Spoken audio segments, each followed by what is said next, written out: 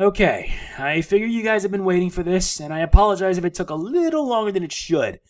But like I said, this is not that big of a review because I just saw the movie right now. It's on Netflix, and if you haven't seen it, watch it at your own risk because the movie is not that bad. It really isn't that bad, and trying to explain it would be rather difficult. It really is difficult to explain just what kind of movie is this? I really mean it. I just can't find the right words. I just can't. So, the movie stars James Franco, who you guys know as Harry Osborn from the Spider-Man movies, and Seth Rogen as two guys. One's a host, the other is basically like his manager and stuff like that. They are tasked with interviewing the dictator of North Korea, Kim Jong-un. He's played by Randall Park. And they're assigned as well by the CIA to kill him. Now, the thought of the plot is just rather difficult. It's just that I have to ask, and forgive me for saying bad language, but to quote the AVGN, James Rolfe, what kind of drugs were they in when they came up with this shit?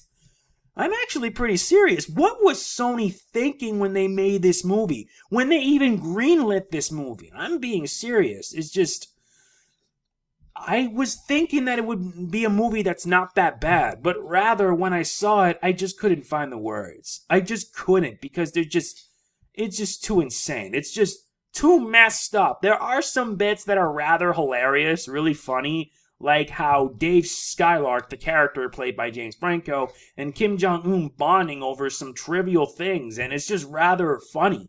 But I'm not saying funny as in a good thing. I'm saying funny as in hilariously bad. I just can't help but laugh at some of the moments because some of the bits actually made me laugh. It actually did make me laugh, although I wonder what were they thinking. I'm still in shock over this film. I still am. Though I have to hand it to some of the actors, they did a pretty good job. Like Randall and Diana Bang, who played Sook Young Pak, they were pretty good. They actually were pretty good and pretty convincing.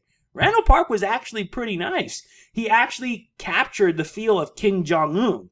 Now, I don't want to mean any disrespect, mind you, because this movie brought a lot of controversy. So much controversy, in fact, that Sony had to pull the release in theaters and they had to go digital. It was successful, but you know full well that when you have involving a movie with North Koreans, you know you're pretty screwed. Not to mention, the North Korean government a few months ago threatened the U.S.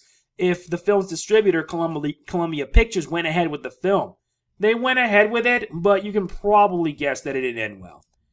It really didn't end well, mind you. It didn't. It's just that, damn, all this just for a movie? North Korea must be really crazy. They really were, because if you guys have seen the news, there was a lot of controversy with the film. It really is. I could explain it, but that would be a bit too much. It would be a lot of work and a lot of patience, and I really don't want to go through all that because I'm trying to get this review in.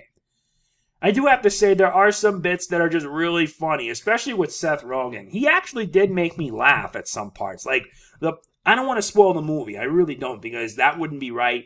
My best suggestion is to watch the movie for yourself. However, there were some bits that actually did make me cringe. It actually did make me cringe. It just made me cringe. It just made me shudder. It just made me feel really bad. And like I said, what were they thinking when they made this movie? What were they thinking? Yeah, exactly. Finding out that the Prime Minister is a fan of Katy Perry and the lyrics of Firework? What? I really wonder if these actors were in it just to get a paycheck, knowing full well that they nearly brought World War III.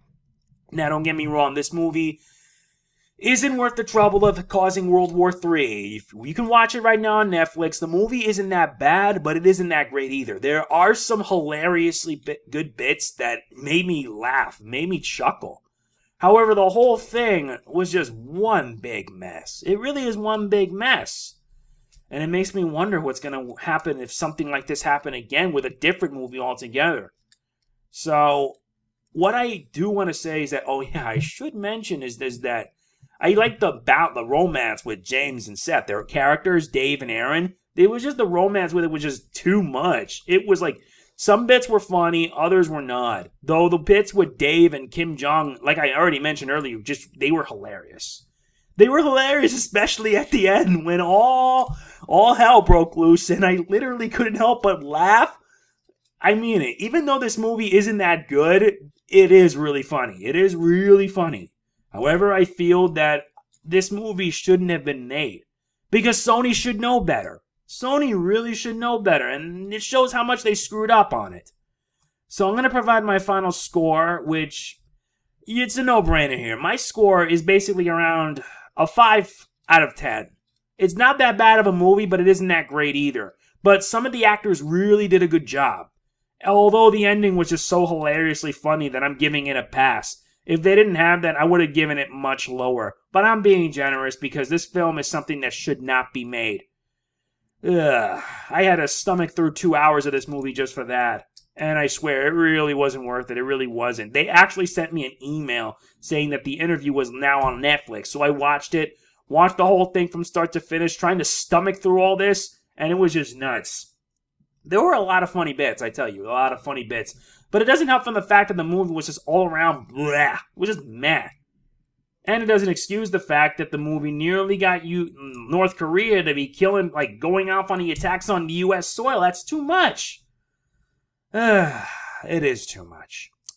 Anyway, what do you guys think about the movie? If you have seen it. If you haven't seen it, it's available right now on Google Play, on iTunes, and it's now streaming on Netflix. And even though this movie isn't that great, there are some bits that make it funny, like I said.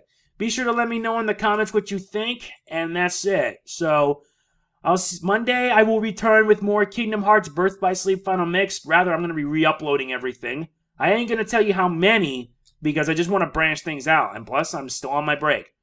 Alright, that's it for this movie review. I hope you liked it, and if you didn't, just let me know in the comments.